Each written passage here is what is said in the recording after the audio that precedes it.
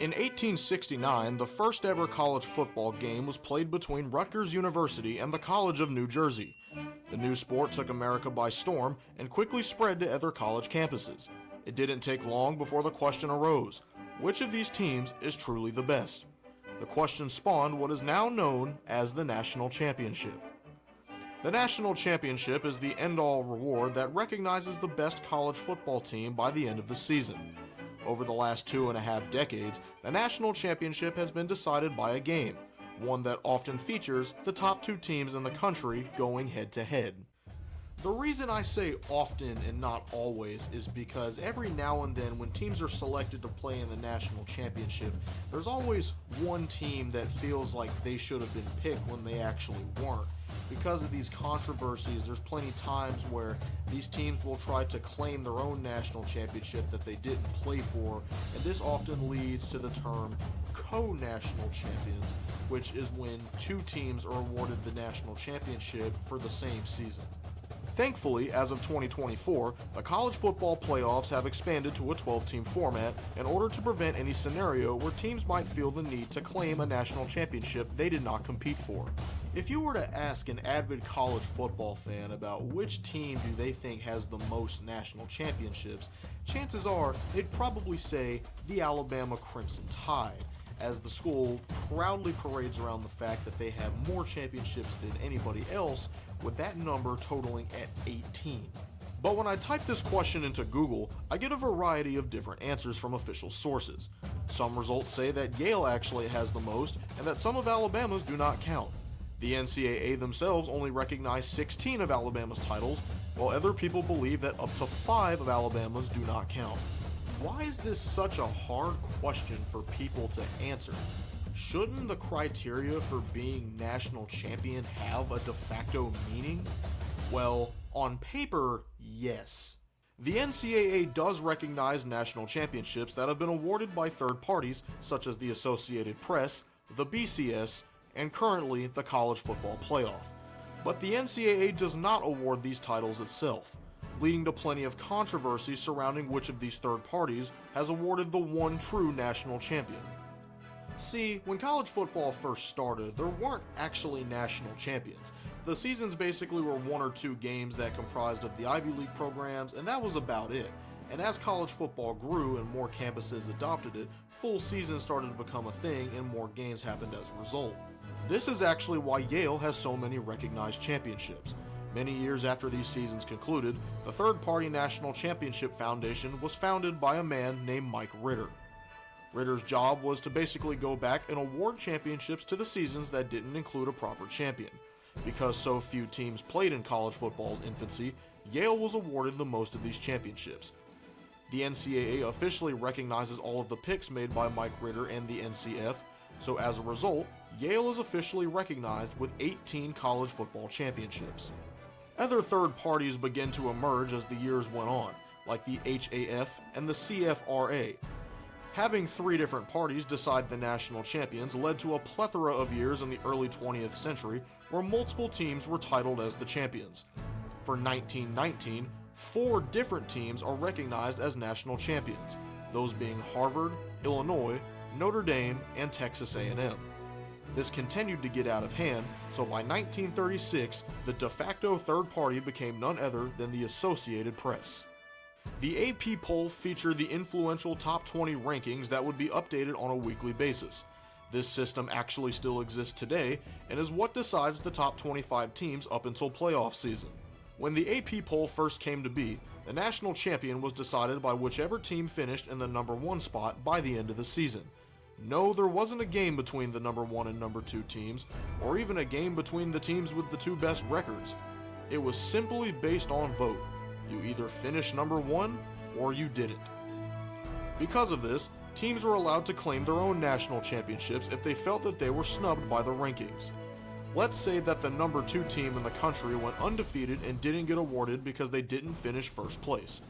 Well, now they can claim the national championship. This was the case for a few of Alabama's national championships.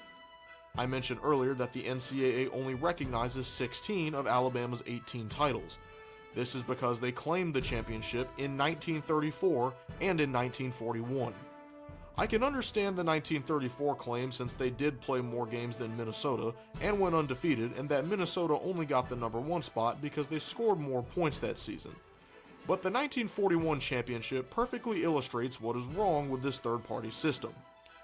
Alabama finished the season ranked 20th in the AP poll and 3rd in the SEC, but because of one very obscure third-party poll that had them ranked as #1, Alabama decided that they could claim a national championship, to which they did. As more polling systems entered the ranking scene over the next several decades, the national championship claims got more and more annoying, leading to a new third party that vowed to put an end to the nonsense and give the people a true national championship game. In 1992, the Bowl Coalition, later changed to the Bowl Alliance, was established and forced the top 2 teams in the AP poll to play each other at the end of the season to decide a national champion. Surely with this new format, there would never be a co-national champion again, right? You see, there was a contractual agreement with the Pac-10 and the Big Ten that basically forced the champions of those conferences to play each other at the Rose Bowl.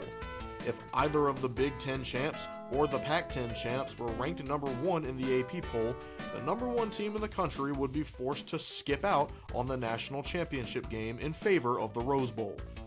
If the #1 team ended up winning the Rose Bowl, then there was nothing to justify lowering their ranking in favor of a team who won the national championship game. Due to this flaw, there was a split national championship in 1997 between Michigan and Nebraska. After this controversy, the Bowl Alliance was able to come to an agreement between the Big Ten, the Pac-10, and the Rose Bowl to form the now infamous Bowl Championship Series, or BCS for short. The BCS was surrounded by controversy through its entire existence.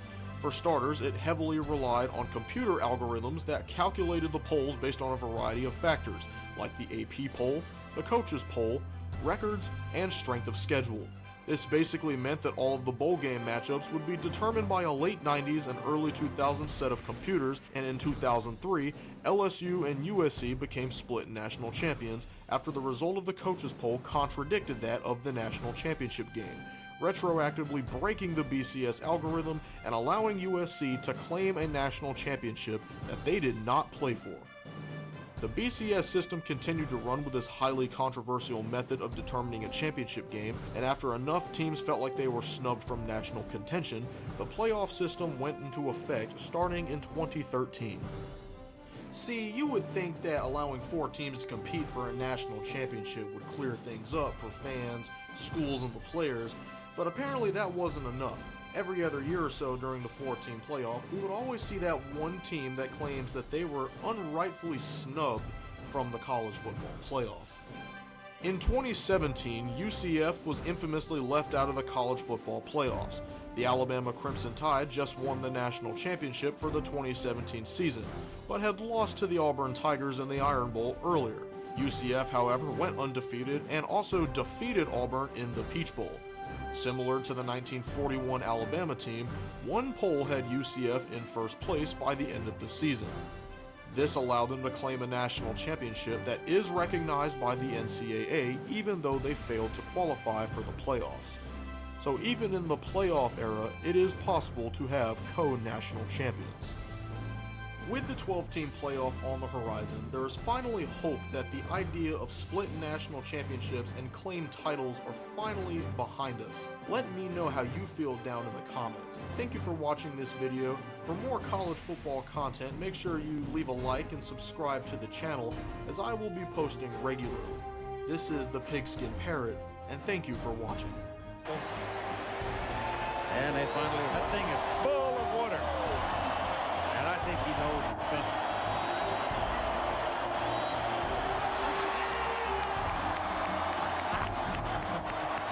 Oh, it's a shock. Loretta Letty's call. Alabama defeats Miami. Number 2 beats number 1, 34-13. And I'm going to say it for the second time, I do believe. Beebs, Keith Jackson, Bob Greasy, Jack Arute, we hope you enjoyed it. We wish all of you a happy and prosperous and healthy New Year.